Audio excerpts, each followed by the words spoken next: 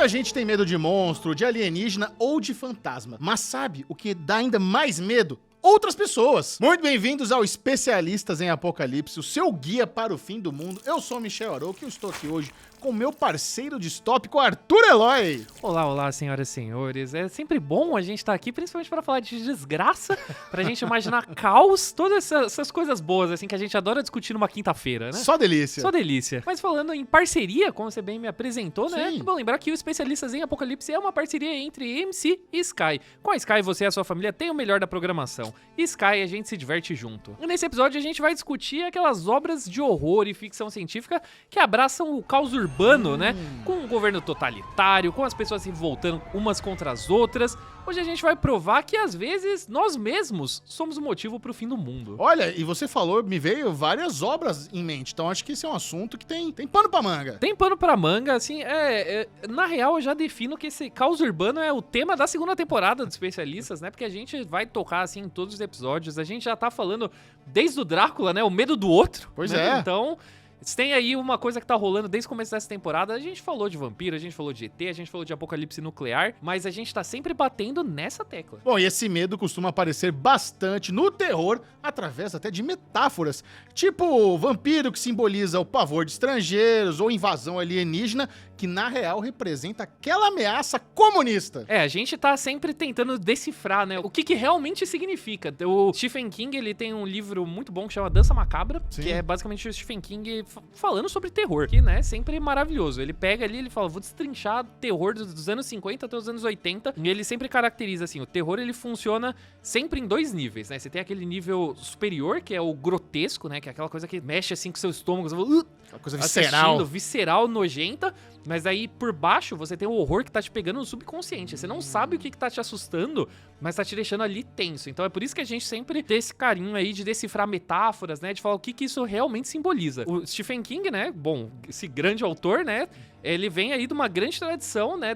De escrever livros sobre terror, porque a literatura ela foi realmente a primeira que sacou que você podia contar histórias dentro de universos onde tudo podia dar errado, né? Onde você podia realmente pegar situações da vida real e levar ao extremo, Mas falando um pouquinho sobre caos urbanos, né, olhando pra literatura, é legal pensar que começou como paródia, né? Esse gênero aí de histórias de distopia, ele começou como uma zoeirinha, porque a gente tem o H.G. Wells, que é o autor de Guerra dos Mundos, a gente falou até, né, no episódio de Invasão Alienígena, que a gente sempre fala que H.G. Wells é um cara, assim, visionário. Ele era um cara estudado, era um cara que tinha um tato ali muito bom, mas uma das obras menos conhecidas dele saiu ali em 1905, que é um livro chamado Uma Utopia Moderna, que nesse romance ele imagina aí um planeta que é muito parecido com a Terra, que se chama Utopia, onde tudo é lindo, tudo é maravilhoso, as pessoas têm direitos iguais, elas falam a mesma língua, todo mundo se entende, é tudo maravilhoso, só que também é tudo muito científico. Sim. Ele tinha, assim, esse tesão aí, não sei porquê, de que era tudo muito regradinho, então, nossa, você nasceu, você vai ter que passar por uma burocracia gigante pra casar, pra ter filhos, tudo tem ali regradinho, tipo, a data, a idade que você tem pra fazer as coisas, então hoje em dia achou um pouco até assustador, né? Imagina você ter uma vida assim, tão direcionada de forma mecânica, sabe? Quase que uma indústria, a sua vida vai seguir esse padrão, vai seguir... Pelo amor de Deus, não tem nada mais aterrorizante, né? Porque você não tem liberdade. Exatamente, o negócio era a linha de montagem total. Linha de montagem, é isso que eu pensei. Mas o bizarro era que ele não escreveu isso pensando como pesadelo, ele escreveu falando, mano, imagina que da hora. E se isso fosse legal? Isso fosse legal. Mas daí, né, chega ali pela década de 30, a gente tem um sujeito inglês chamado Aldous Huxley, que ele leu o livro e falou, o quê? Como assim? Tipo, você tá falando sério? Tipo, isso é o seu sonho? E daí o Aldous Huxley, ele já era um autor, né, ele era um pouquinho conhecido por sátiras políticas, ele já tinha ali, tipo, uma carreira um pouquinho consagrada, né? Sim. E daí ele falou, peraí, vou dar uma zoadinha, né? Vou dar uma zoadinha nesse velho. Falar, o que ele tá pensando? Daí ele falou, vou pegar essa mesma estrutura de história utópica, né? De imaginar esse mundo onde tudo é lindo, tudo maravilhoso, só que eu vou mostrar ele pelo que ele realmente é. Então, ele foi assim, pra falar, eu vou provocar. Ele criou essa história e chamou de uma anti-utopia. Não tinha nenhuma palavra ainda pra isso na época, né? Ele falou, vou fazer uma anti-utopia, vou bater de frente com o H.G. Wells, e fez um livro que era o completo oposto de tudo que o Wells tinha imaginado. Bom, e na trama do Admirável Mundo Novo, as pessoas já eram divididas por classes logo no berço e cresciam proibidas de criar qualquer identidade própria, além do rigor científico e mecânico. Eu, nesse mundo, ficaria muito triste, Porque não tem criatividade. Não tem criatividade, não tem tem nada. personalidade. Não, Como é que eu vou fazer piadinhas? Sabe? Como é que eu vou fazer comentários de séries, de filmes, de livros? Capaz que nem tivesse séries, filmes e livros, assim. Isso é o tipo de Pior coisa. ainda. Isso é o tipo de coisa que as pessoas elas não levam em conta, assim, né? Não, Quando cara. elas costumam pensar nesses mundos, assim, extremamente funcionais, né? Tipo, altamente científicos, regradinhos, elas esquecem que as coisas que a gente gosta, né? O que você assiste, né? Depois que você volta ali do seu trampo, você senta em casa, fala, meu, vou descansar, vou assistir uma série, vou ver um filme, jogar um videogame, elas esquecem que isso é criatividade humana, cara. Exatamente. Mas esquecem. Então, nesse mundo não ia ter comentário de série, não tem nada disso que não ia ter série. Não ia Nada ter, admirável. Né? Nada admirável. Mas por outro lado, puxando ali, né, do que o H.G. Wells tinha imaginado, era um mundo onde tinha essa tecnologia super avançada, era tudo... se você for pensar assim nos termos, se você for olhar por estatística, tudo funcionava muito bem. Tudo Nos Analytics era bom. No Analytics performava super bem, né? Mas tinha ali um controle muito estrito por cima dessa formação cultural e social das pessoas. As pessoas, elas eram muito isoladas, muito solitárias, né? Não Sim. tinha esse elemento, assim, o calor humano, né? Então, começou com uma piada, né? O Huxley, ele falou assim, não, vou só pegar isso que o H.G. Wells tinha imaginado e vou dar uma exagerada. Só ali, né? Tipo, Aquela extrapolada. extrapolada, assim, falar... Só que daí, nisso que ele deu essa extrapolada, acabou virando o pesadelo de muita gente. Tipo, a gente aqui, a gente não consegue... Exato. A gente não consegue discutir a sério. A gente não consegue discutir essa ideia a sério. Você fala, meu, olha que absurdo que o cara imaginou que isso seria legal, né? E foi assim que Admirável Mundo Novo, o livro do Aldous Huxley, quando foi publicado em 1932, virou esse sucesso. Deu pra ver que muita gente pensa exatamente como a gente fala, não, isso não ia ser da hora, não. E vale lembrar que nem tudo isso foi fruto da cabeça do Huxley, porque ele se baseia muito nas práticas de empresários americanos, como o próprio Henry Ford, e que ele fez assim um livro que alertava os perigos dessa vida, em que a humanidade fica atrás das eficiências de listas de prioridades. A gente falou muito como linha de montagem, a gente tá Isso. usando tanto esses termos assim industriais, né, pra falar da vida humana nessas distopias, mas é porque tem essa base, né? Tipo, o Huxley, ele pega ali, tipo, tudo que é os fundamentos do Fordismo, né? A ideologia ali do Henry Ford, e fala, vocês estão completamente loucos, sabe? Isso não é vida, isso não é uma vida, assim, digna de ser vivida. E daí ele transforma isso no Admirável Mundo Novo. Mas, né, como geralmente acontece, a vida real, infelizmente, encontra um jeito de ficar ainda mais insana do que a ficção. E ali no final da década de 30, a gente tem o período da Segunda Guerra Mundial, e no meio desse confronto, a gente tem outro autor inglês que começou a observar umas movimentações políticas mundiais ali meio suspeitas que deixaram ele horrorizado pelo que a sociedade podia se tornar, né? Na imaginação ali, né? Na consciência do que era o regime nazista ou até mesmo pela União Soviética. Então, esse sujeito, né, que a gente pode chamar de George Orwell, ele começou a olhar o que era a doutrina, né, desses dois regimes que estavam brigando ali na Segunda Guerra e falou, não, a gente não pode deixar a sociedade evoluir pra esse ponto. Então, um pouquinho depois que o confronto acabou, a humanidade, ela tava traumatizada por tudo que rolou. Aí vem, né, o George Orwell e ele bota lenha na fogueira, ele pega essa tradição do Huxley, né, de fazer anti-utopias, né, de imaginar esses pesadelos, só que ele imagina pesadelos são baseados na vida real por tudo que ele tava observando na política internacional. Não, e o Orwell era um cara vivido, ele tinha morado um tempo em Paris, trabalhou como jornalista, escreveu poesias e até críticas gastronômicas. Ele foi o primeiro blogueirinho gastronômico que se tem, assim, registro, né? Tinha o dom da escrita e... né, quando você sabe escrever, você escreve pra o que precisar, né? Quando você precisa pagar as contas, né? Sim, vamos escrever poesia, vamos escrever críticas de teatro, de comida, não, bora aí, né? O que precisar, conte comigo, manda job. Manda jobs, exatamente. E como repórter, ele também investigou os efeitos da divisão de classes em pequenas cidades do Reino Unido pós-industrialização. Ele era um cara estudado, ele tinha ali, né, o olhar aguçado, e como a gente falou, ele estava sempre de olho aí no mundo, né, na política, e ele sentia a necessidade de escrever sobre o que ele julgava ser uma ameaça para a sociedade com o crescimento do totalitarismo. A gente podia, na real, fazer um episódio só sobre a obra de George Orwell, Fácil, que foi, super influente para a literatura como um todo, mas assim, só para citar rapidamente, a gente pode falar do primeiro livro que ele escreveu de anti-utopia, que foi A Revolução dos Bichos. Ele foi publicado em 1945 e ele serve como uma crítica do George Orwell à União Soviética depois da Revolução Russa, só que ele conta tudo através de uma fazenda de animais, inclusive você acha na livraria muitas vezes só como Fazenda dos Animais, né? Tem essa dinâmica dos livros, eu acho A Revolução dos Bichos é um nome muito mais da hora. Muito melhor. Inclusive, é o que você falou, nas livrarias é interessante que até hoje, se você é 2022 entrar numa livraria, vai estar em destaque. Vai estar em destaque. É facinho de ver ali. Best-seller até hoje, né? Faz todo sentido e também muito... É um livro que ele é muito ensinado nas escolas porque ele tá discutindo corrupção, ele tá discutindo hipocrisia, só que através da metáfora ali dos animais, de uma fazenda onde os animais expulsaram o fazendeiro e começaram a governar entre si. E daí, dava pra gente falar só dele, né? Mas a gente vai cortar aqui pro livro que é o pilar que sustenta todo esse episódio, eu diria. Não sei se é um exagero, você pode me corrigir. Eu sei do que você tá falando e eu concordo com você. A gente vai, obviamente, falar de 1984, que apesar do nome foi publicado em 1949, mas que é, sem dúvidas, até hoje, a peça mais influente desse gênero, que deu o nome, ele batizou o gênero. A gente tá falando até agora sobre anti-utopia, veio em 1984, é literatura distópica. A palavra surgiu daí. É forte, né? Assim, é um termo muito forte. Funciona bem. Não, quando você para pra pensar, né? Distopia, ao contrário de utopia, parece óbvio, mas demorou um tempinho pra surgir, né? Demorou, mas é até engraçado, né? A gente pensar essas coisas que a gente trata como padrão hoje Banal, em dia, que precisou chegar até esse ponto, né? E em 1984, o mundo que o Orwell imaginava era frio, burocrático, sem graça e com a presença impiedosa de um governo que vigia cada um de seus cidadãos, assim, o tempo inteiro. Na sua casa, em todo momento, né? Você tá proibido de pensar. O governo, ele proíbe, ele bane qualquer coisa que pode ser considerada subversiva. Então... Você já falou isso, já começou a me dar passo mal, cara. Só de pensar, assim, nessa possibilidade de você viver em um mundo onde você não consegue pensar, imaginar, tá tudo ali já encaminhado, como tem que ser, aquela rotininha, nossa, é desesperador. Não, e pra gente ainda que tá aí no campo criativo, pra você que é de humanas, né?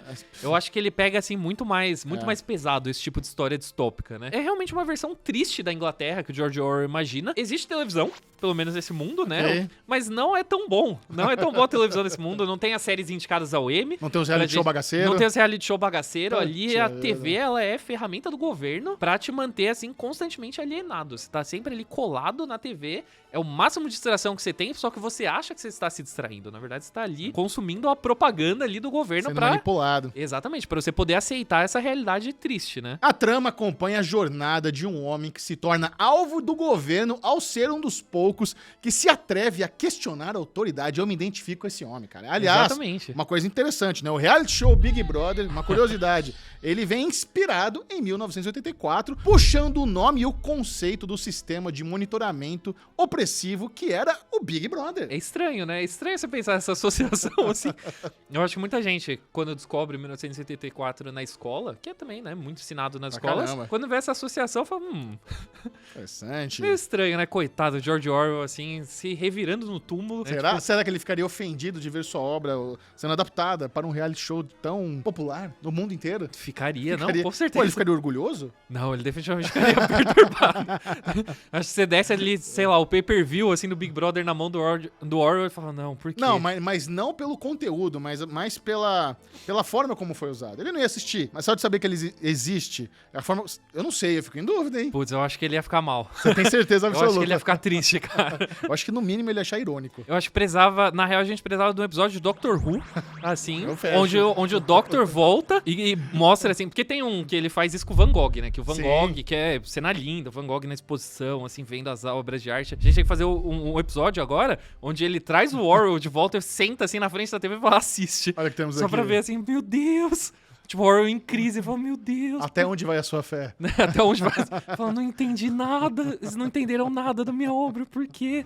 Em 1984, a gente pode até dizer que ele é uma obra dos tempos onde ele foi feito, né? Porque ele foi escrito pensando ali na Alemanha nazista, na União Soviética, mas o George Orwell e o livro dele se tornaram a referência máxima para as distopias. Atravessou, assim, as décadas, os anos, já que foi em 1984 que imaginou como que é a vida em um mundo autoritário. Estabeleceu essa dinâmica de revolta com a base de toda boa obra de desgraça em realidades alternativas. Você diria que é a referência número 1 ever de distopia? Não, com certeza, até hoje. Né? Até hoje. Porque até a gente hoje. pode falar de Admirável Mundo Novo, mas Admirável Mundo Novo, ele foi precursor. O que o Orwell fez foi realmente expandir todos os conceitos que o Huxley tinha imaginado. E daí, cara, virou referência máxima. Triste que o Orwell ele não ficou muito tempo vivo pra ver o impacto. Não pegou nem a primeira temporada do Big Brother Brasil, infelizmente, né? Já que ele morreu em 1950. Não viu a ascensão do Bambam. George Orwell com certeza tem muita coisa pra se atualizar, cara. Uma das coisas também, né, que ele tem que se atualizar, além da ascensão do Bambam, né? Além de muitas temporadas de Big Brother, né? Ver os fandoms no Twitter, né? Ver qual que era uma briga boa. Ver qual que ia ser a torcida dele, né? Qual hashtag que ele ia botar no perfil dele. Ele também tem que ver muitas das obras que se inspiraram em 1984. Você acha que ele seria um cacto? Manda pra gente usando a hashtag especialistas em AMC qual torcida que você acha que o George Orwell ia se aliar. Assim. É uma boa enquete.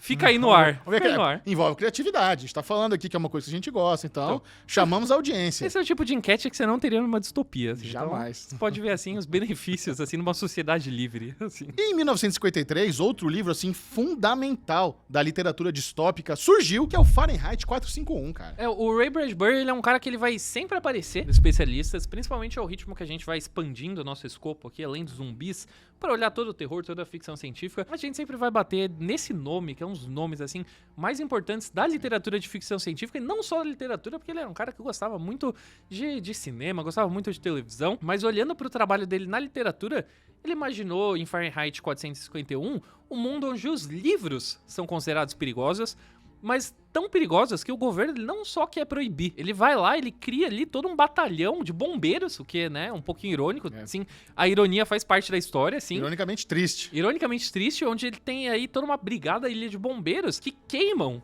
os livros. Inspirado ali pela Alemanha nazista, né, que de fato tem aí esse grande marco triste da história humana, que foi a grande fogueira, né, de livros. Acho que uma das imagens mais assustadoras aí da história. Inclusive, nós tivemos 2 filmes adaptando a obra, né? Tem um de 66 e um de 2018 com o Michael B. Jordan e o Michael Shannon, que eu não sou fã. Terrível. Estamos de acordo. Estamos de acordo. Esse filme é absolutamente terrível. Que pena, né, cara? As imagens eram bonitas. Quando você vê o B. Jordan lá atacando... Pô, é bonito no slow motion. Mas quando você vai assistir o filme... Complicado, cara. Complicado esse filme. Uma tristeza. Eu acho legal, assim, na real, as 2 adaptações de Fahrenheit é porque elas são meio que opostas, assim. Porque a primeira é, tipo, um filme cult. Se eu não me engano, acho que é do Truffaut. E a segunda é, tipo, assim, um telefilme.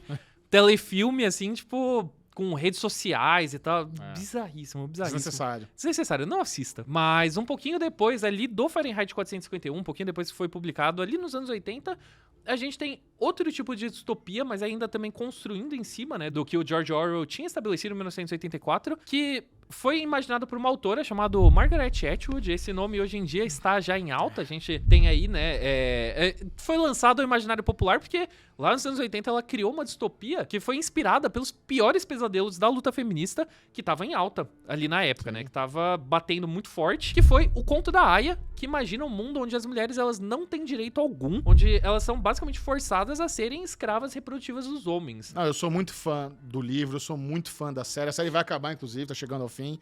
E é realmente, assim, é um negócio que é triste porque é realista. Exatamente. Essa que é a parada que a Margaret Atwood... inclusive, ela tem aquela famosa frase, né? O maior medo dos homens é que as mulheres riam deles e o maior medo das mulheres é que os homens as matem. Sabe? Essa discrepância de medo que ela cria, ela trabalha na obra dela, assim, é realmente incrível. Não é à toa que o Conto da Aia ou Handmaid's Tale foi redescoberto recentemente, né? Porque a gente ainda bate muito cabeça com essas pautas, mas eu acho que, observando tanto Fahrenheit 451 quanto o Conto da Aia, a gente consegue ver como que a distopia, a literatura de distopia foi se desenvolvendo, né? Eles usam meio que a atmosfera, né? A ambientação do 1984, que nem você tinha falado, aquele mundo frio, triste, sem graça. Sim. Só que cada autor que vai escrevendo a distopia, eles puxam a atenção para o que realmente eles acham mais preocupantes, né? Tipo, seja o fim do conhecimento, né? O fim da liberdade criativa, ou se não, a perda dos direitos das mulheres, né? Você vai vendo, assim... É como se em 1984 o George Orwell chegasse assim, botasse na mesa uma caixa assim, cheia de Lego, tá ligado? Daí cada autor vai montando coisas diferentes, assim, com essas peças, né? Gostei. E se tem uma tendência que a literatura distópica percebeu é que qualquer cultura ou minoria pode se tornar alvo de um governo tirano. E é claro que 1984 também brilhou no cinema, né? Porque a gente falou das adaptações Fahrenheit 451, mas no caso do 1984 a gente teve duas adaptações aí pro cinema que foram bastante elogiadas. A primeira delas saiu lá em 1956, foi dirigida pelo Michael Anderson, que é o mesmo cara que dirigiu o Fuga do Século 23, mas a mais prestigiada se alinhou ali, né? Tipo, fez um alinhamento ali das estrelas, saiu em 1984, né? O 1984 de 1984. Não, alguém tinha que fazer isso acontecer. Alguém tinha que fazer isso acontecer. Dá até gosto você ver ali a página do IMDb, tá 1984 o título e entre parênteses o ano, assim, igual. Então, essa geralmente é a que é mais elogiada. Mas de lá pra cá, a gente teve, assim, cara, uma infinidade de filmes distópicos que beberam direto ali da fonte do George Orwell. A gente pode falar do Brasil, que do filme do Terry Gilliam, que não tem nada a ver com o país Brasil, na verdade. Esse que é um filme, talvez, né, no nível de surto, tem ali alguma coisa a ver, né? Mas não é uma referência tão clara. Ou THX 1138, que é o filme que o George Lucas fez um pouquinho depois de Star Wars, né, pra tentar a mão em outras coisas. Ou então, é claro, V de Vingança. Remember the 5th of November. Tá chegando, né? Está chegando ali, novembro, e a gente vai sempre relembrar, né? Porque é uma das maiores histórias de distopias. E pra contar histórias distópicas, dá pra seguir mais ou menos meio que uma receita de bolo, né? A gente tem os ingredientes base que meio que viraram padrão, né? Como eu falei, era a caixa de Lego, né? Se você abrir essa caixa de Lego, a gente encontra uma sociedade precária, que não tem nenhuma liberdade individual e que é tocada por um governo totalitário. Sim. Você ganha aí, ó, uns pontinhos. Falando na receita de bolo, né? Assim, a cereja no bolo é se você tiver, assim, um ditador insano, que daí você pode direcionar, assim, todo o seu ódio, né? Você tem uma figura central. Mas aí, pra combater, né, esse universo triste, essa figura autoritária, a gente precisa de um protagonista que desafia tudo que é considerado lei nesse mundo, assim, tão perturbador. Porque daí a gente pode torcer por eles, quase como se a gente estivesse torcendo pra essas coisas não acontecerem na nossa realidade. Os disruptores. Os disruptores, né? Que nem você falou, no caso do 1984, é a pessoa que você se identifica. Exato, né? eu gosto do disruptor. A pessoa, uma rupturazinha, assim, um cara que, não gosto disso, vamos mudar aqui. Gosto. Eu gosto, eu adoro essas histórias, assim, que tem a resistência se levantando, sabe? Sim. É isso, assim, te deixa empolgado, assim, você tá lá, assim, vibrando no cinema. Então, essa que é a fórmula básica pra você fazer uma história de distopia. Pode até parecer que toda história de distopia é igual, mas a graça é você ver justamente como cada autor vai mudando ali, vai dobrando a fórmula do jeito que acha mais interessante, que acha mais preocupante até, né? O seu saborzinho, né? O seu tempero. Saborzinho, exatamente. Pra ver um exemplo de quão flexível essa fórmula basta olhar para um dos melhores filmes já feitos, que foi pelo Kubrick, que é a Laranja Mecânica, cara. Pelo amor de Deus. Eu acho que as pessoas, elas nem associam tanto a Laranja Mecânica com o filme de distopia, de o quão diferente ele é. Mas é. Ele com certeza é. Eu acho que isso não tá, assim, nem pra discussão, mas Tá bom. porque ele foge um pouco ali do molde do George Orwell, porque ele foca em outros assuntos dentro desse mundo de distopia. Pra quem não conhece a Laranja Mecânica, ele é um filme, né, primeiro, Uma pena. mas ele é um filme de 1971 que ele adapta ali o livro do Anthony Burgess. A gente falou aí, né, que a gente tem que acompanhar o herói, está ali lutando contra essa distopia. Na Laranja Mecânica não poderia ser mais longe disso, que a gente segue um criminoso, o líder de uma gangue criminosa, que é o Alex, que assim, ele sai toda noite na rua querendo violência, ultraviolência. Ele né? quer ver o caos. Ele quer ver o caos, ele quer bater em mendigo, ele quer abusar de mulheres, ele é, assim, uma pessoa absolutamente terrível, não dá pra você torcer. Ele é a favor da ultraviolência. Ele é a favor da ultraviolência. Não é aquela violência, é a ultra. Se delicia, assim, com um sorriso na cara. E daí, eventualmente, né, o governo pega ele, e daí você fala, ó, ufa. Daí bota ele no programa de reabilitação e você fala, nossa, beleza, deu tudo certo. Olha que final feliz, né? Muito longe disso, porque o programa de reabilitação é basicamente tortura, né? É basicamente tortura legalizada, é recondicionamento psicológico, é só desgraça. É clássico, né? Aquela cena lá, todo mundo já viu pelo menos algum frame dessa cena, né? Terrível, né? Ainda mais quando você sabe que, né, basicamente a cena em questão era o Malcolm McDowell de fato, né, com os olhos assim estirados e a pessoa administrando o colírio era pra impedir que ele ficasse cego ali. É o ápice dos efeitos práticos, assim, né? Ou seja, né, pegando aqui um resumão, uma outra forma de distopia é quando as autoridades se tornam ainda mais violentas que os próprios criminosos, por melhor que seja a intenção. A gente tem aí um universo onde basicamente tá todo mundo contra você, né? Você tem aí caos nas ruas, você tem violência, mas ao mesmo tempo você também tem um governo que não dá pra você pedir ajuda pra ele, sabe? E essa ideia, assim, do caos urbano, do caos nas ruas, ele fascinou muito o cinema distópico, porque os Estados Unidos ali, durante a década de 70, a década de 80, ele tava passando por um aumento de violência urbana, e daí a gente começa a ver, assim, cara, uma verdadeira avalanche de filmes que imaginava essas cidades anárquicas, cidades, assim, dominadas pelo crime, pelo pânico, rolando no cinema. E daí a gente tem aí, assim, clássicos do coração surgindo aí, né? Vamos falar de queridinhos agora? Vamos falar de queridinhas, Chega agora de falar de Fogo de Nova York, Robocop, sabe? São alguns desses que exploram o caos que tomou conta e criticam a ineficiência das autoridades, tanto de impedir chegar a esse ponto, como uma das péssimas tentativas de lutar contra o crime, né? Exatamente. Tanto o Fuga de Nova York quanto o Robocop, eles têm premissas, assim, que de primeira vista parece diferente, mas aí quando você vê, assim, que são cidades que foram inteiramente tomadas pelo crime ao ponto de que as autoridades largaram mão, né? Em Fuga de Nova York, eles falaram, isola Nova York, chega, faz isso daí, isso é uma prisão a céu aberto. Não tem como, assim, largamos. Vamos começar em outro lugar do zero, porque aqui já deu. E no Robocop você tem, assim, uma Detroit que é, assim, cara, não dá pra você ir no mercado 5 minutos, assim, sem, sei lá, você ser assassinado, você ser fuzilado, que nem uma das cenas, assim, mais memoráveis do Robocop, né? Tipo... Não, cara, eu vi esse filme quando era criança, como eu fiquei impressionado. Eu Pesado. Violento pra caramba. Violento pra caramba. Acho que as pessoas elas não lembram o quão violento é Robocop. E também o quão certeiro ele é, né? Eu acho que a crítica do Robocop é uma coisa que sempre as pessoas vão redescobrir o filme do Robocop, porque ele tem um humor ali que...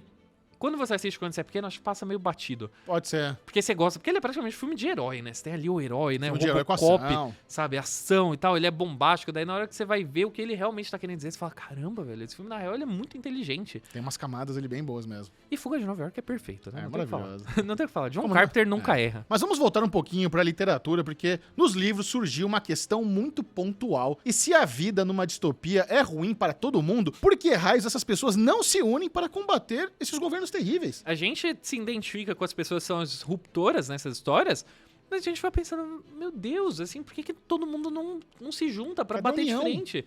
E daí, volta, né, pra questão que o Orwell, ele preveu ali, né, no 1984, que é a questão da alienação, que muitos autores, inclusive, encontraram isso como resposta. Falaram, não, porque o motivo pelo qual não existe uma revolta em nível, assim, de sociedade é porque a grande maioria das pessoas tá ali sedada, tá ali sendo manipulada. Talvez no fundo, ali, bem no fundinho, tipo, muitos autores levantam essa questão de que bem ali no fundinho, talvez muita gente até curta ver um certo sofrimento alheio rolando, sabe? Se for vendido que nem espetáculo, você passa pano. Passa mesmo. Eu gosto bastante de que quem levantou essa bola foi a Shirley Jackson, que é, assim, rainha do horror na literatura. E ela escreveu um conto muito bom chamado A Loteria, que saiu, inclusive, antes do Orwell publicar em 1984. Você deve conhecer a Shirley Jackson como a autora que escreveu Assombração na Casa da Colina, mas naquela época ela escrevia contos, assim, pra revista, né? Porque a maioria dos contos não saía em livro, né? Nem todo mundo tinha essa sorte. Comprava ali a sua New Yorker, né? E tinha ali tirinhas e tal, tinha uns contos também de terror pra te assustar. Na New Yorker, um desses contos foi publicado, acompanhava ali uma celebração numa cidadezinha rural, né? Tudo lindo, maravilhoso, era assim, um grande dia da cidade rural. E se você já foi pra uma cidade rural, você sabe que é assim mesmo, né? Quando tem, sei lá, a festa do morango, sabe? Sim. Festa da... Escolha a sua fruta de preferência, assim, um rodeio, o que você quiser, você sabe que é aquele momento onde para a cidadezinha de interior. E daí você entra nesse conto da Shirley Jackson, você entra nesse mundo, criança na rua, feliz, assim, os adultos conversando, começa a rolar uma certa ansiedade, assim, de tipo, vai ter o sorteio, e você como espectador, você não sabe o que é. Você sabe só que esse sorteio é pra ajudar em alguma coisa na colheita, Eu né? só queria dizer que eu, como uma criança criada em Arthur Nogueira, no interior, a cidade parava em 2 momentos, no rodeio e na festa do Havaí. Poderia acontecer numa dessas festas, hein? Exatamente, era o auge, assim, dos 2 momentos no ano que a gente aguardava muito. Parava a cidade. Não, Mas tem razão, isso acontece mesmo. Acontece, você sabe como que é a expectativa e você sabe que é o momento onde tira todo mundo de casa. E nessa história você tá inserido num desses dias, assim, e a galera começa a ficar ansiosa, tipo, meu Deus, o que vai rolar? O que vai rolar? Sabe que o objetivo é tirar um papelzinho ali da urna. Só que daí, o objetivo é você não ser o sorteado. É um sorteio reverso. É ruim, esse sorteado é ruim. Só que você, como leitor, você não sabe exatamente o que tá rolando, você sabe que tem pessoas ali que falam, outra cidade já estão banindo isso daí. E tem as pessoas mais velhas que falam, não, para com isso, a gente sempre fez, é tradição. No final das contas, a gente descobre que o vencedor, entre muitas aspas, né, ganha a honra, belíssima honra de ser apedrejado até a morte por toda a cidade. Apenas. Toda a cidade mesmo, desde adulto, idoso, criança, todo mundo tacando pedra, porque eles acham que é um ritual pra melhorar as colheitas, né? É um horror, obviamente. Você lê assim, você como leitor, você tá lendo, você fala, cara, isso é um absurdo, quem que faria isso? Só que a Shirley Jackson, ela toca ali num ponto muito sensível de que cara, quando você coloca nessa estrutura de tradição, quando você fala, sempre foi assim, sempre será assim, muito absurdo pode passar. E não só isso, né? É uma forma, uma releitura do sentimento de ganhar um sorteio que a gente sempre associa a algo bom. Aham, Então, exatamente. Então ela dá essa invertida aí que é bem legal, dá um nó na cabeça. Dá um nó na cabeça e, cara, muita gente ficou muito brava com todas essas invertidas, né? Invertida da ideia do sorteio, da ideia de... uma tradição nem sempre ser uma coisa boa. Shirley Jackson foi bem xingada, foi cancelada. Que absurdo. Numa época onde pra você cancelar uma pessoa, você tinha que cancelar ela analogicamente. Cartinha, Sair de casa, sair da sua casa pra cancelar alguém, sabe? Então, pra você ver o nível de revolta que isso gerou. E essa ideia do poder, da pressão social, acaba criando uma nova vertente das obras distópicas, em que todo tipo de tortura e sofrimento vira entretenimento para as massas celebrarem aos berros emocionados. A gente pode voltar pra história de Shirley Jackson e ver que todo motivo dessa premissa ser tão horripilante é porque, putz, provavelmente é o que aconteceria de verdade, né? Exatamente. Assim, você consegue imaginar isso acontecendo em alguma cidade de interior rolando, né? Pelo menos foi, né, o que toda uma geração de autores imaginou. Leu ali a loteria e falou, olha, isso... Dá pra extrapolar ainda mais isso aí também. Então, isso é um documentário. Mas uma das pessoas que pensou isso foi Stephen King. Olha ele aí. Que já falou várias vezes. Shirley. Ama Shirley Jackson. Ele falou, ama. Shirley Jackson foi todo o motivo pelo qual eu comecei a escrever histórias de horror. Mas nenhum dos trabalhos de Stephen King deixa isso mais claro que a Longa Marcha. Porque nesse livro, que é uma das primeiras obras, na real, que o Stephen King escreveu muito antes... Ele não publicou só, né? Porque Carrie foi a primeira que foi publicada, mas ele já tava ali pensando em várias premissas bizarras. E uma dessas foi, né, a que ele deixou ali guardada na gaveta pra outro momento. A Longa Marcha, ela é ambientada numa distopia, mas ela foca num evento gigantesco anual, onde você tem vários jovens ali que são forçados a percorrer a pé uma das maiores estradas dos Estados Unidos, uma estrada que existe de verdade, que tem, tipo, mais de 3.000 quilômetros, assim, de extensão. Então não é nenhuma tarefa fácil. E que fica ainda pior pelo fato de que eles colocam uma métrica ali de que você tem que percorrer numa velocidade certa, né? Os participantes têm que sempre seguir numa velocidade constante. E você não pode passar, você não pode diminuir, assim, falar, putz, vou só dar uma descansada aqui. Não rola. Quem para, o que acontece quem para? É fuzilado. Simplesmente fuzilado pelos militares que estão ali acompanhando tudo dos lados. Então, é bizarro, é tudo muito bizarro, mas é um espetáculo que é transmitido ao vivo na TV todo ano. E as pessoas amam. É por isso que uma das regras do Zumbilândia é cardio. É cardio. Precisa, né? Exatamente. Salva vidas. Salva vidas. Pô, numa dessas assim, você tá preparado ali, você tá com o seu crossfit em dia, vixe. É que vai. Você fala, faço 2 vezes. Quer que volte também? Suave. E desde então a gente tem uma porrada de obras que focam nessas provas de sobrevivências bizarras e grotescas que ajudam a lembrar que vale tudo numa distopia. A gente falou muito da literatura, mas o cinema também adorou essa ideia. Ah. E um dos melhores exemplos, cara, assim, ó, falando de favoritos, coisas que vêm do coração, veio lá do Japão. Esse filme, ele é baseado num livro de 1997. Você talvez conheça o nome desse filme aí como um subgênero de videogame. Ah. Talvez aí você esteja com seu Fortnite em dia. Battle Royale, um dos filmes, assim, mais influentes que muita gente, inclusive, não assistiu, o que eu acho decepcionante. É decepcionante, cara. Eu lembro, a primeira vez que eu vi esse filme, eu fiquei, assim, tão impressionado com a violência, com a crueldade, com a criatividade e como tem algumas outras obras aí mais famosas que eu falei, Olha aí, né? Interessante, você veio depois desse, o seu é mais famoso do que veio, sabe? Sim, eu sou um pouquinho suspeito, né? Tô falando de Jogos Vorazes, não vou ficar passando pano, não. Jogos Vorazes me parece Então, muito inspirado. Joga na roda. Me parece muito inspirado no Battle Royale. Então eu acho que talvez passe um pouquinho da inspiração, né? Mas É. se você não conhece... ó, vamos jogar assim, Vamos lá. vamos jogar pro público. O Contexto. público decide se é cópia ou não é. Na real é cópia, mas a gente vai deixar aí pra você decidir. Se você não conhece a trama de Battle Royale, elas passam num Japão, assim, distópico, ultra autoritário, que tá sofrendo ali com uma crise de rebeldia jovem, é o melhor estilo Laranja Mecânica. Só que, ao invés deles criarem ali um programa pra capturar jovem por jovem, que nem eles fizeram com Alex, o governo japonês, ele simplesmente fala, quer saber? Vamos aprovar aqui uma medida chamada Battle Royale. O que é essa medida chamada Battle Royale? De tempos em tempos, a gente tem aí classes aleatórias na escola, de escolas por todo o Japão, que são escolhidas. E daí, novamente, que né, a loteria não é legal você ser escolhido, é um sorteio que você não quer ganhar, porque quem é escolhido, os alunos dessa classe são sequestrados, são jogados numa ilha, com bombas amarradas ao redor do pescoço, e falam, basicamente vocês têm que matar uns aos outros, o último que sobrar é quem sobrevive e acabou. Mata seu amiguinho se você quiser continuar vivo. Essa premissa é um pouquinho assustadora porque ela retoma novamente a ideia da loteria de talvez isso aconteceria de verdade, e ela foi... O autor do livro, que eu não vou saber pronunciar o nome dele, desculpa, a minha memória não é tão boa assim, ele veio de um pesadelo que ele teve onde justamente um professor falou assim, nesse pesadelo falou, então agora vocês vão matar uns aos outros. Daí juntou esse pesadelo com ele ler A Longa Marcha de Stephen King e falou, bizarro, tá? Eu preciso escrever isso daqui, porque é uma mudança, uma invertida nessa dinâmica social de você ter seu amiguinho ali, que você tá no recreio, sabe? Tá de boa, trocando ideia, e numa situação de vida ou morte, será que ele continua tão seu amigo assim? É uma situação que realmente, no filme, eles exploram muito bem. Você vê as crianças hesitantes, depois as crianças... Tem aquelas que abraçam a ideia rapidamente. São as mais preocupantes. Mas é um filmaço. Mais gente precisa assistir. Inclusive, ninguém mais que o Quentin Tarantino já falou que é o seu filme favorito dos anos 2000 e que ele inveja muito não ter dirigido uma adaptação, já que dá pra saber que o negócio é bastante sangrento e é a cara do Tarantino. É a cara do Tarantino.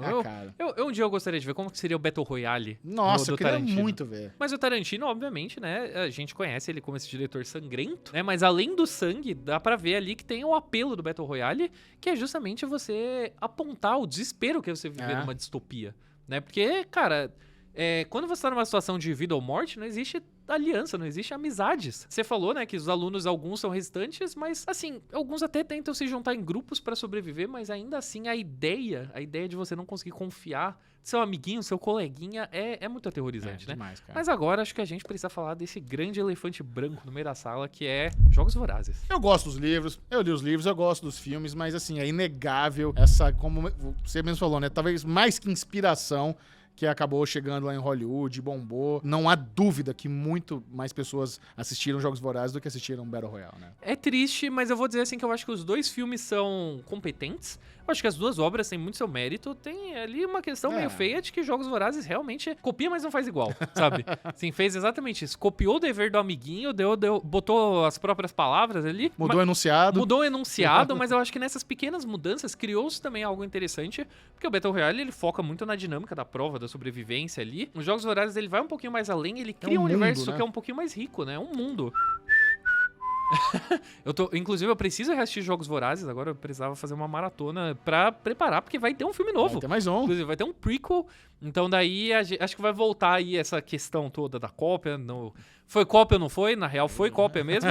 Daí aproveita aí, quando você for lá ver o novo filme de Jogos Vorazes, assiste também Battle Royale. Por favor, gente. As duas obras são ótimas, cada uma, assim, tem a sua própria voz, né? Tem a sua própria personalidade, então dá pra você assistir os dois, dá pra coexistir nesse mundo. Diferente de uma distopia, diferente do mundo onde te jogam, assim, pra matar o amiguinho, nesse caso pode coexistir pacificamente. Você não precisa matar um ou outro, você pode salvar os dois. De qualquer forma, né? É engraçado, porque a gente tá falando de obras que são tão distintas em épocas, em contextos foram feitos, mas seja ali no Japão dos anos 2000, ou então, né, no mundo moderno, né, com os jovens, né, já que Jogos Vorazes é um filme direcionado ali pro jovem, né, dá pra perceber que existe sim um certo pavor cultural de que o mundo pode virar de cabeça pra baixo sem você se preparar, sem você perceber, e você pode acabar do lado contrário das pessoas que você ama, né? Então, isso é uma coisa, isso é um medo aí que existe na nossa sociedade e atravessa as fronteiras, né? Não, e se tem uma franquia de cinema que soube muito bem capturar todo esse caos, se chama o The Purge, Uma Noite de Crime, que também esse, cara,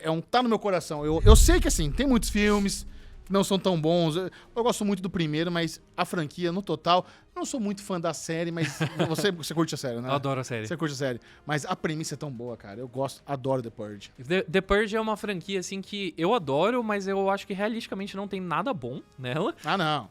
Mas funciona porque a ideia é tão forte que você assiste todas falando, agora vai dar certo. Agora vai dar certo. Começou ali em 2013, né? Como você falou, teve muitos filmes, teve 5 filmes, teve uma série de TV. Nenhuma dessas eu diria que realmente foi um estouro, né? Mas todas elas partem da mesma premissa, que uma vibezinha cult, né? Uma vibezinha cult, assim, tem né? o seu core de fã ali. É o fã de terror. O fã de terror, ele ama ficar obcecado por coisas, assim. O The Purge, ele dava material pra você obcecar. E todos esses têm uma premissa em comum, né? Que é um futuro próximo, onde os Estados Unidos tá fundado em crise, tá fundado em criminalidade. Daí você tem ali um governo que tá um pouquinho mais fraco, e que tá suscetível a um lobby armamentista, né? Que chega ali, o pessoal fala, então, tinha uma ideia aqui que vai resolver todos os seus problemas. Se liga nessa ideia. Se liga nessa ideia, que é, e se a gente criasse um feriado anual onde todo tipo de crime é legalizado por 12 horas? Incluindo assassinato. Incluindo assassinato, né? Como eles bem frisam na sirene. Tem essa ali. ênfase. Tem essa ênfase, assim, todos os crimes são legalizados por 12 horas, incluindo assassinato. Já assim, ó. Lancei a ideia aqui, ó. Daí, né, o governo dos Estados Unidos falou, por que não, né? Vamos receber uma verba e tal.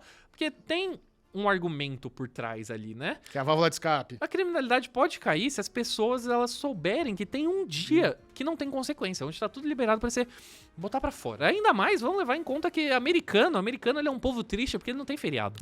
Assim, você tem que 2 feriados no ano, sabe? Assim, quando você só tem 2, você aceita qualquer um. Assim, você fala, não, chega, vamos criar mais um. Pode ser, pra se matar, a gente se mata, relaxa. Desde que eu não tenha que trabalhar, tá Pronto. de boa, assim. Vai ter um day off? Vai? Então tá bom. Vai ter, então tá valendo, assim. É interessante como cada um dos filmes explora esse evento pela perspectiva de diferentes grupos vulneráveis e acabam cutucando, assim, o dedo na ferida bem recente dos Estados Unidos. Teve muita coisa, você falou do primeiro filme, ele é o que foca mais na perspectiva dos ricos, né? Você tem ali o Ethan Hawke, ele é tipo... Nossa, eu lembro né? muito. Ele trabalha ali com a empresa de segurança, que vende equipamento de segurança pro dia da noite de crime, então, né? É um cara bonado. Mas aí você tem outros anos que foca já, tipo, no tiozinho dono de loja que falou, putz, meu seguro venceu e daí pra você renovar perto da noite de crime, né, é uma fortuna, uma paulada. Ele falou, não, a gente ter que defender sozinho. E eles, como tiveram muitos filmes, eles foram saindo sempre meio que refletindo momentos ali específicos dos Estados Unidos. Então, você tem um The Purge que é sobre o ano da eleição, né, a polêmica eleição dos Estados Unidos, né, que elegeu Donald Trump. Você teve um The Purge nesse ano. Né, que usou o slogan do Make America Great Again, porque era The Purge, eu acho que eu acabo gostando, porque ela sempre teve essa cara de pau, assim. Muito, cara. De botar o dedo na ferida mesmo e falar, vamos Não zoar. tem vergonha alguma. Não tem vergonha alguma. O último filme, inclusive, já que saiu, acho que 2021, ele já tá ali fundo no governo do Donald Trump e ele reflete crise migratória nos Estados Unidos. E eu lembro, assim, acho que o final simbólico do The Purge, que os Estados Unidos já tá totalmente em crise, tudo dando errado, e daí são os americanos tendo que fugir pro México, tendo que atravessar o muro, porque existe um muro, né, nesse filme, né, eles construíram de fato um muro, e eles tendo que imigrar ilegalmente pro México, daí você fala, olha como o jogo virou, né? E o sucesso dos filmes do The Purge ajudam a refletir algo que vale pra todas as obras que a gente falou aqui no episódio de hoje. Nada desperta mais o interesse em histórias de distopias do que momentos de caos na vida real. A gente busca esse escapismo, né, no cinema. E pode até parecer um pouquinho bizarro, talvez até um pouquinho contraditório. Mas mostra que a arte, ela tem esse poder gigantesco de catarse, né? Sim. Porque mesmo que nas histórias onde tudo dá absolutamente errado, dos piores jeitos imagináveis, você pelo menos termina de assistir o filme e você fala, ufa, escapei, sabe? Tem uma coisa assim, tem sempre uma conclusão. Você assiste o filme e você fala, ok, então tem resposta. Mas eu acho que também a gente já pode, assim, ó, cantar a bola, falando, né, nessa relação entre histórias de distopia e momento de caos, que nesse infeliz momento que a gente passou aí pela pandemia e tal, a gente vai ver muito filme daqui pra frente sobre pandemia, sobre doença. Não tenho dúvida, já tá rolando. Já tá rolando. Eu acho que, inclusive, eu posso citar alguns. A gente pode falar da minissérie do AMC, Ana. É sobre um mundo que foi aterrorizado por uma pandemia, por um vírus mortal. Muito bizarro o fato de que a minissérie ela foi gravada antes da pandemia. Sim. É um caso aí um pouco preocupante. E é lindíssima. Lindíssima. O visual de Ana é maravilhoso, cara. Eu sei de uma que você gosta bastante também. Manda. Station Eleven? Cara, eu adoro Station Eleven. Station Eleven Nossa, também, lindaça. série assim, sobre pandemia, sobre doença, né? Só que no caso sobre, inclusive, né, que acho que amarra também muito bem, que é sobre o papel da arte, né? Sobre o papel do entretenimento no meio desse momento triste. É uma trupe de teatro itinerante ali, que é meio que o foco da narrativa. Exatamente, mas falando de desgraça, se você busca, assim, coisas que são menos esperançosas, você quer ver desgraça, tem os chineses, eles já estão aí entrando de cabeça em filmes sobre pandemia. Em 2022 saiu um chamado The Sadness, que é uma epidemia de gripe que transforma as pessoas praticamente em zumbis, só que eles não são mortos-vivos ali, aquele do Romero. E sim, eles são extremamente agressivos, extremamente sádicos. Cara, esse filme, assim, ele é de embrulhar o estômago, nojeira pura. Então, assim, eu espero muito que ele chegue oficialmente aqui no Brasil. Ele só passou em alguns festivais, mas eu espero, assim, que ele chegue, porque as pessoas vão... Quem gosta de um terrorzinho bizarro vai gostar desse. Não, quem gosta de, assim, filmes extremos, assim, um filme que você termina de assistir e você fala, putz... Assim, não assista depois de almoçar, sabe? Vai gostar desse daí. Bom, olhar a história das distopias e das histórias de pânico urbano são só aquele lembrete de que a arte está sempre de olho na vida real e que frequentemente é impossível separar uma coisa da outra. Pois é, o nosso trabalho aqui no Especialistas é a gente trazer contexto pra você entender como que surgiram as obras que você tanto gosta, né? Então é sempre bom a gente revisitar aí alguns momentos históricos, porque cinema, literatura, o videogame que você gosta de jogar, tudo tá atrelado com a história de verdade, então a gente tá aqui pra esclarecer. Falou bonito demais, Arthurzinho. Chegamos ao fim dessa nossa discussão. Se você sentiu falta de grandes obras de distopia, pode ficar tranquilo que a gente volta a esse assunto, talvez em episódios futuros. Acho que cabe? Cabe sim, né? Porque assim, a gente falou de distopia, mas muita gente deve estar falando, ué, distopia cyberpunk, o que tá rolando? Calma. Claro. Calma, torcedores, calma, que vai Não vir. nos esquecemos. Antes da gente passar pra distopia cyberpunk, pra gente voltar a tocar nesse assunto, né? A gente precisa amarrar esse episódio e a gente sempre amarra os nossos episódios especialistas com algumas recomendações, com algumas dicas malditas, né? As nossas maldicas. Pra quem não sabe, né? Pra quem tá chegando agora, toda semana eu e o Michel, a gente termina aqui recomendando alguma coisa relacionada ao tema. Pode ser filme, pode ser jogo, pode ser série, pode ser HQ, vale tudo aqui nas nossas maldicas. O que você tem hoje? Olha, Arthurzinho, eu amo Fuga de Nova York. Eu não sei se esse é um filme que ele talvez tenha envelhecido mal, se é uma coisa de memória afetiva, mas essa história, Kurt Russell, de tapa-olho, tendo que resgatar o presidente no meio de Nova York, o avião presidencial caiu no meio de Nova York é uma prisão, chama o Snake! Cara, não sei, é o tipo de história que quando eu assisti quando eu era criança, eu falei, cara, isso é bom demais. Eu tô no céu, que história maravilhosa. Então, assistam Fuga de Nova York. Eu tinha pensado em recomendar The Sadness. Eu vou deixar assim a recomendação soft, assim, de tipo, se você gosta desse tipo de nojeira, Vê quem pode. vê quem pode, assim. Se você acha pode. que você está apto a The Sadness, assista The Sadness.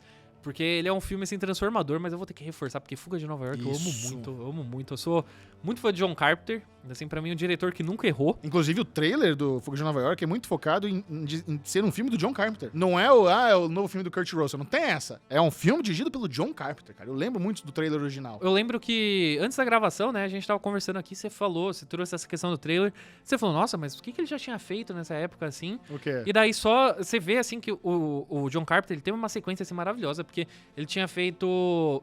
Ele lançou com o assalto ao 13º Departamento de Polícia, né, que é um western, assim, moderno, ferrado. Daí veio o Halloween, né, que mudou tudo no slasher. Resolveu, mas aí ainda depois ele fez A Bruma Assassina, também um puta filme de terror com a Jamie Lee Curtis. E daí vem Fuga de Nova York em sequência, o cara, assim, tipo, 4 filmes excelentes em sequência, então daí faz sentido você vender só pelo nome. Eu vou reforçar a dica Fuga de Nova York, mas também ouço a trilha sonora de Fuga de Nova York, que pra mim é um dos melhores temas, assim, tipo... Putz, assim... Perfeito. Eu tô numa maratona de John Carpenter agora, então assim, eu tô emocionado. Digno. Pensando. E vocês, nossos queridos sobreviventes, podem mandar suas maldicas nas redes sociais usando a hashtag especialistasAMC. A gente vai ficar de olho em tudo, então manda ver sem medo. Muito obrigado aos nossos queridíssimos ouvintes, aos nossos queridíssimos sobreviventes e também a galera que assistiu em vídeo, né? Pra você que está ouvindo só o podcast, saiba que existe uma versão em vídeo. Pra você que está nos vendo em vídeo ou lá, tem uma versão em podcast também, então tem especialistas em apocalipse pra todo momento do seu dia. Não, e no YouTube é muito importante que você assistir, dá o like, deixa um comentáriozinho, se inscreva no canal, sabe? Tem toda aquela firula de sempre, porque tá no YouTube, tem que se inscrever, tem que dar like, tem que comentar. Exatamente. Deixa aqui, ó, aproveita, a gente pediu maldicas, deixa tudo nos comentários aqui embaixo se você tá vendo no YouTube, porque a gente quer saber, eu e o Michel, a gente sempre tá lá nos comentários. Mas fica ligado que na próxima semana a gente vai ainda mais fundo nesses mundos distópicos pra gente falar desse lindo e macabro encontro entre a ficção científica e o horror. Vai ter muita coisa boa, né? É isso mesmo, Arthurzinho. Então siga o AMC Brasil, o Sky Brasil nas redes sociais. Fique por perto porque vem muita coisa boa. E se você curte ficção científica, horror, zumbis e tudo desse universo, o AMC Brasil, o Sky Brasil são a casa de vocês. Até! Tchau.